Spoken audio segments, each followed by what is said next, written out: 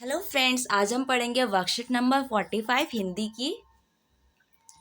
अब पिछले कार्यपत्रक में आप समझ चुके होंगे कि अलंकार कविता का ऐसा साधन है जिसमें उसके चमत्कार उत्पन्न करता है। यानी कि अलंकार क्या होते हैं जो किसी भी कविता में क्या करते हैं, उसके लिए गहने की तरह काम करते हैं। अलंकार का मतलब क्या होता है, जो किसी चीज को सुंदर बनाए।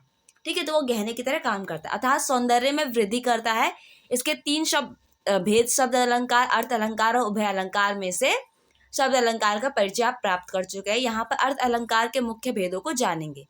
ये अलंकार अर्थ पर आधारित होते हैं। अर्थ अलंकार में शब्द बदलने पर भी अलंकार सुंदरता चमत्कार नष्ट नहीं होता, क्योंकि इसमें सुंदरता अर्थ के कारण होती है। अर्थ को चमत्कृत या अलंकृत करने वाले अलंकार को अर्थ अलंकार कहते हैं। यानी कि ऐसे अलंकार जो अर्थों को सुंदर बना, यानी अर्थ हम शब्दों को चाहे कितना बदल दें लेकिन जो उसका अर्थ है वो वही रहेगा, उसी के कहते हैं अर्थ अलंकार कहते हैं। जिस अलंकार में अर्थ का प्रयोग करने पे कोई चमत्कार उत्पन्न होता है उसे अर्थ अलंकार कहते हैं। इसके प्रमुख भेद इस प्रकार से है। पहले उपमा है। उपमा दो शब्दों से बना है, उप प्लस मा। उप का अर्थ है समीप से और माँ का है तौलना या देखना। इसके गुणों की समीपता समानता के आधार पर दो वस्तुओं को देखना या तुलना की जाती है, इसलिए उपमा का शब्द अर्थ होगा तुलना। उपमा में क्या किया जाता है, तुलना की जाती है किसी दूसरे चीज से।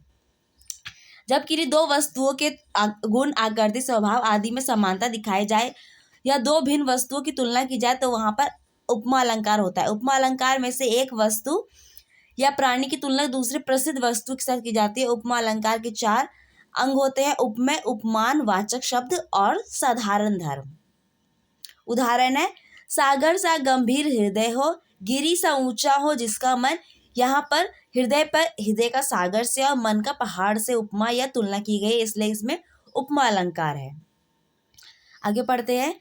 जिस शब्द के द्वारा उपमा दी जाती है उसे वाचक शब्द कहा जाता है। जैसे ऊपर उदाहरण में मुख और चंद्रमा की तुलना समान शब्द द्वारा की गई, यह समान शब्द भी वाचक है। सी, सम, सरिस, सदृश आदि सभी उपमा के उवाचक है। काव्य पंक्तियों में ऐसे शब्दों का प्रयोग करके उपमा अलंकार को पहचाना जा सकता है। यानी हम उपमा के बारे में पढ़ा अभी। और भी है, जिसकी उपमा दी जाए अर्थात जिसकी समानता दूसरे पदार्थ से की जाए उसे उपमेय कहते हैं। जैसे राधा का मुख चंद्रमा के समान सुंदर है। वाक्य में मुख जो है चंद्रमा की समानता की गई है, इसलिए मुख जो है उपमेय है।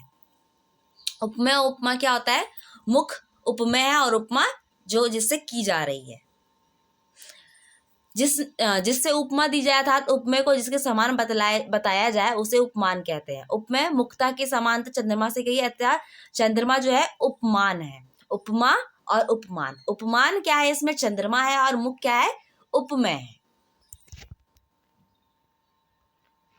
आगे पढ़ते हैं क्या है। जिस गुण के लिए उपमा दी जाती है वो साधारण धर्म कहते हैं। जैसे उदाहरण में सुंदरता के लिए उपमा दी गई है, इसलिए से सुंदरता साधारण धर्म से। आगे अतिशयोक्ति, जब किसी व्यक्ति या वस्तु का वर्णन करने में लोक समाज की सीमा या मर्यादा टूट जाती है अतः उसकी अधिक बढ़ाई चढ़ाई की जाए तो उसे अतिशयोक्ति अलंकार कहते हैं। जैसे देख लो साकेत नगरी है यही, स्वर्ग से मिलने गगन में जा रही। इस पंक्ति में राजा राम के नगर साकेत को वैभव और विशालता का वर्णन किया गया। इसमें कहा कि वो इतनी ऊंची, इतनी अच्छी है कि वो गगन के छू रही है, इतना उसे बढ़ा चढ़ाकर बताया गया। अतिशय वर्णन करने के कारण अतिशयोक्ति अलंकार इसमें है। आगे पढ़ते हैं रूपक अलंकार। जब गुण की अत्यंत समानता के कारण उपमेय को ही उपमान बता दिया जाए अर्थात उपमेय और उपमान की अभिन्नता दर्शाई जाए तब वो रूपक अलंकार कहता है। यानी क्या कहा गया है, जो उपमेय है यानी मुख ही इतना सुंदर है कि उसे किसी और से तुलना क्या की जाए, तो ये क्या है, जो उपमेय है वही उपमान बन गया कि यानी खुद से तुलना की गई।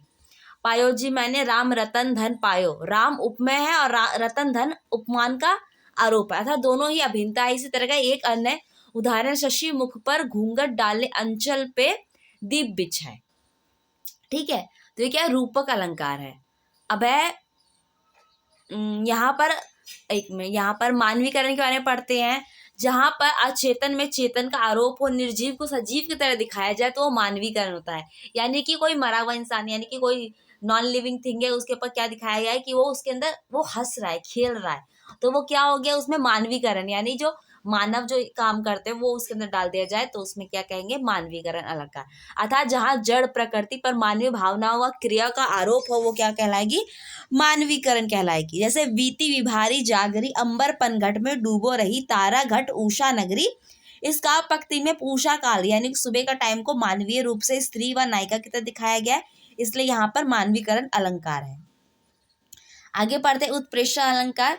उत्प्रेक्षा का अर्थ है अनुमान, अर्थात किसी वस्तु को संभावित रूप से देखना या संदेह और निश्चय के बीच की स्थिति है। जब समानता होने के कारण उपमेय और उपमान के होने का अनुमान किया जाए या संभावना होता है वहां पर उत्प्रेक्षा अलंकार होता है। पंक्ति में जैसे मनु जनु जनहु जानू मानहु मानो निश्चय इव ज्यो आदि वाचक शब्द आते हैं। उस वक्त मारे क्रोध के तनु कांपने लगे, मानो हवा के जोर से सोता हुआ सागर जागा ले चला साथ में तुझे कनक ज्यो भिक्षक ले स्वर्ण। ठीक है, तो उत्प्रेक्षा अलंकार ऐसा होता है, इसमें अनुमान लगाया जाता है। अब आगे हम देखते हैं, हमें क्वेश्चंस जो दिए गए हैं। पहला पढ़ते हैं, निम्नलिखित काव्य पंक्ति में कौन सा अलंकार है, इसमें हमें अलंकार पता करना है कौन कौन सा है। तो पहले हम पढ़ लेते हैं, फिर उसके बाद सबका आंसर दिखा लेंगे। पहला, मैया मैं तो चंद्र खिलौना ले हो। दूसरा, नाची अचानक ही उठो बिनु पावस वन मोर। तीसरा, चरण कमल बंदो हरि राई। चौथा, जान पड़ता है नेत्र देख बड़े बड़े हिरकों के गोल नीलम है जड़े। पांचवा, हनुमान की पूंछ में लगन न पाई आगी सगरी लंका जल गई गए निशाचर भागी। तो इसका आंसर्स देखते हैं हम कि कौन कौन सा है। पहले में रूपक अलंकार है, दूसरे में भी रूपक अलंकार है, तीसरे में भी रूपक अलंकार है, चौथे में उत्प्रेक्षा अलंकार है और पांचवे में अतिशयोक्ति अलंकार है। नेक्स्ट क्वेश्चन देखते हैं, क्या कहता है, सुमेलित की यानी कि मिलाना है हमें। फूल हंसे कलियां मुस्काई उसका मुख मानो चंद्रमा हो। तीसरा, पायो जी मैंने राम रतन धन पायो। चौथा, पीपर पात सरिस मन डोला। पांचवा, आगे नदियां पड़ी अपार घोड़ा कैसे उतरे पार। राणा ने सोचा इस पार तब तक चेतक था उस पार। इसको क्या करना, हमें मिलाना है। यहाँ पे अलंकार दिए हुए 5, तो मैंने इसका आंसर लिख रखा है। तो इसका आंसर है, पहले का मानवीकरण है, दूसरे का उत्प्रेक्षा है, तीसरे का रूपक है, चौथे का उपमा है और पांचवे का अतिशयोक्ति अलंकार है। आगे हमें क्वेश्चन दिया गया है, तीसरा है, पांचों अलंकारों में से एक एक उदाहरण दीजिए, अपने काव्य खंड में से छांट कर लिखिए। 5 अलंकार है, सबको आपको एक एक उदाहरण देना है और अपने काव्य खंड यानी आपके बुक में से जो आपकी पोएम्स लिखी हुई है उसमें से आपको ढूंढ के लिखना है। तो मैंने लिख रखे है, पहला है रूपक, स्वान रूप संसार है भूकन दे झकमार। आगे है उपमा, लिपटी जिससे रवि की किरणें चांदी की सी उजली जाली। आगे उत्प्रेक्षा, पाहुन जयो आए हो गांव में शहर के, मेघ आए बड़े बन ठन के सवर के। अतिशयोक्ति, काबा फिरी काशी भया रामई भया रहीम, मोट चून मैदा भया बैठी कबीरा जी। मानवीकरण अलंकार, ये हरा ठिगना चना बांध मुरेठा शीश पर, छोटे गुलाबी फूल का सज धज कर खड़ा है। पांचवा क्या कहता है, चौथा क्वेश्चन कहता है, जब आप कोई ऐसी कविता बनाइए यानी खुद से कविता बनानी जिसमें कम से कम 2 अलंकारों का प्रयोग हो। तो मैंने कविता बनाई है, आपको, मेरे को उम्मीद है कि आपको पसंद आए। देखिए, है मुख तेरा चांद सा शीतलता तेरी आंखों में, रंग तेरा चांदनी सा जैसे तारे भरे हो आसमां में, और फैले हैं तेरे केश नथनी जड़े जैसे नीलम हो, मानो सारी प्रकृति उतरकर तुम में समा गई हो। तो इसमें अलंकार है कौन कौन सा, इसमें उपमा अलंकार है, रूपक अलंकार है, अतिशयोक्ति अलंकार भी है और मानवीकरण अलंकार भी है। ठीक है फ्रेंड्स, यहाँ पे हमारा वीडियो कंप्लीट होता है। आपको वीडियो कैसा लगा प्लीज हमें बताइए, इसे लाइक कीजिए, कमेंट कीजिए, शेयर कीजिए और अभी वीडियोस देखने के लिए प्लीज मेरे चैनल को सब्सक्राइब कीजिए। Thank you.